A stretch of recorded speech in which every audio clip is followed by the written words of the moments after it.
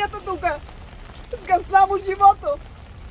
Сите се радуваат, деца от бензинската трчат, не може да се вземат, дека го нема. Дајат дъжка дека пресечат синџиро на средината. И дека се знаат кои са. Онекна на 40 дена на гробищата, пратили ми едно ѓубре. Тука беше казнал за 3000 денара, за една силичка 3000 денара. Од толка в којте од толек полицаец да биде. Па знае се полицајците какви треба да бидат.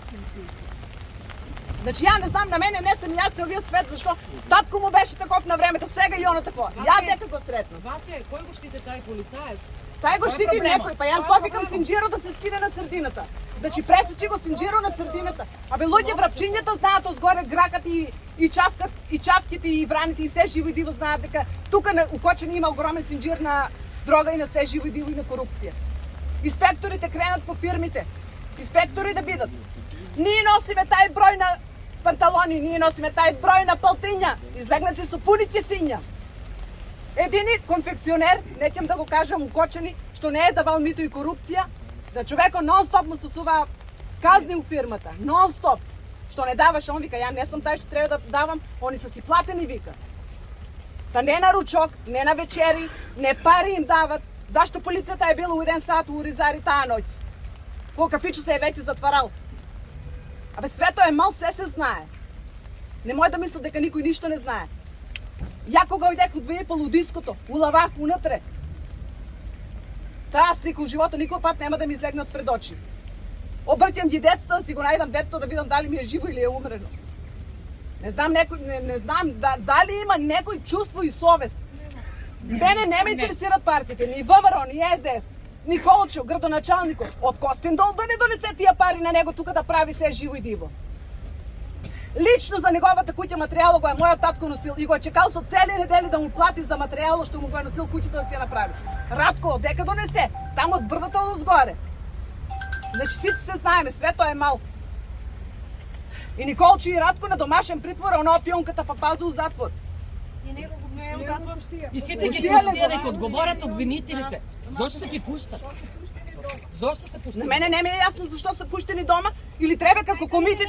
Не треба ние сами да Значи треба како комитите, 20 души, дигнале глава, преко ноќ, однема го. Утре унајшто ќе се нафане треба да размислува дали треба да прави нешто или не. Треба. Гоце Делчев, Пито Гули, ја не сам дански едно време, зашто се борили? За да живеат овај народ. А сега ние зашто се бориме? За да живеат децата по нас. Ја едно имах и тоа ми го земаа. Ама ако? Ама и 10 да имаме, значи наши се. Ако? Не сме ги ние чувале са дони ги Господо убија. горе гледа. Не поречи Ова го. дете беше инспектор по криминалистика. Не сакаше ради таа причина таму да работи. Мамо, ќе ми зацрнат фамилијата. Еве како ние зацрнија. Ми го убија мојот ангел. Ови деца ги убија. Не, зборам, извинете ми, ама зборам од што неќе погрешно некој да ме свани. Заради тоа зборам. Заради тоа не ќе таму да работи. А ако судиите се плашете, еве ние жените, мајките ќе ве бранеме. Ќе застанеме пред вас и ќе ве бранеме. Не се плашете. Само дојдете до правилниот кривец. Не, ние можеме само 24 сата да ги пазиме и да ги браниме и после како и наши деца дојдат. Не, Толку. Васе, така. Да, така наши деца криви ли беа? Васе, кој се плаша од Бога ќе има совест. Кој не се плаша од Бога нема совест. Тука не се плашат. Години да игра Васе, Не се плашат. из цела Македонија, дури во Хрватска имаше сега многу планови да игра во странство. Ова е Ивона Антова. Сакаше многу да биде мојден дизајнер. Се запиша во Словенија на факултет.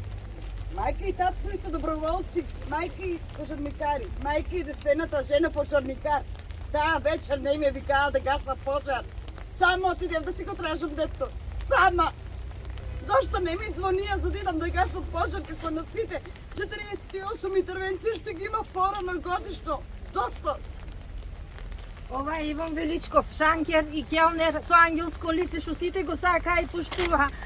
Но таа ноќ гледаше да ги спасе другите, само неговиот живот не можеше да си го спасе затоа што беше оставени сите на милост и немилост сами да се спасуваат. Имаше толку добра насмевка што не можеше никој да одбие, на никој не можеше да каже не, затоа што сите го сакаа и почитуваа.